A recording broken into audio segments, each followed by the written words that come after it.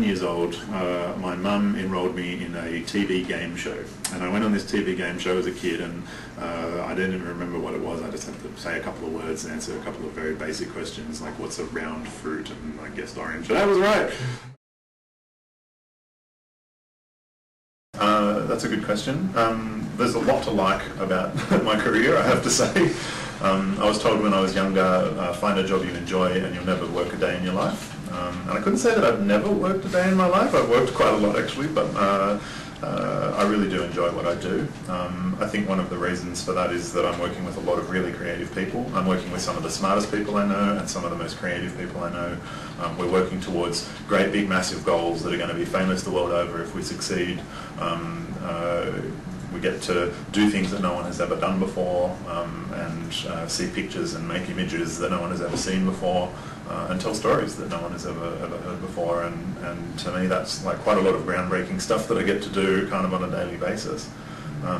In terms of my current role, sort of having been through the technical trenches, so to speak, and now sort of being in a bit more of a management role, I also get to work at a kind of a strategic level and see not just, getting the code in the right place and compiling and all of that stuff, but actually thinking broader and saying, okay, well, if we build a set of tools that's going to work like this, we can use it on other projects, or we can use it for some techniques and stuff that we've been wanting to try out for a couple of years or whatever it's going to be. That's great too. To me, that's something that I really enjoy about my current role. The most key piece of advice is to be passionate about what you're doing. I mean, being skilled at something is one thing, but being passionate about something is different, because it will lead you to explore all the boundaries and push yourself harder than you would if you're just good at it. If you're good at it and passionate about it, you'll go far. And if you're not even that good at it, but you're passionate about it, a lot of the time you'll push yourself hard enough and you'll get good at it anyway. With regards to this particular industry, there's a very, very wide range of roles that you could work in. If you're talking of not just IT, if you're talking about like post-production or production like what we do, then of course there's a range of creative and technical roles, and everyone's skills and interests cover different areas within that.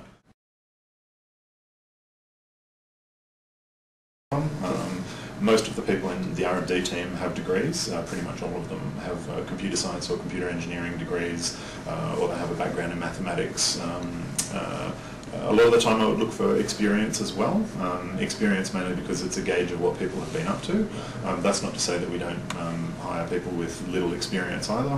We have both an internship and also we have a sort of a passion for hiring junior people who we can train and grow them into the role. People who have that development experience, even from uni, are going to be better than someone who's got nothing under their belt whatsoever.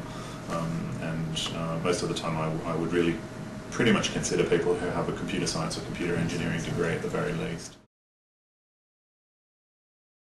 I don't see the future of IT as being a bleak one by any stretch of the imagination.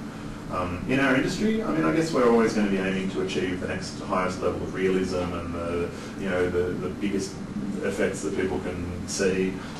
And like any other industry, I guess we're going to be under pressure to do that cheaper and cheaper and with less and less effort. I guess if I was to wax completely philosophical and push it far into the future, I would say imagine that the technology has progressed to the point where anyone can pretty much do anything.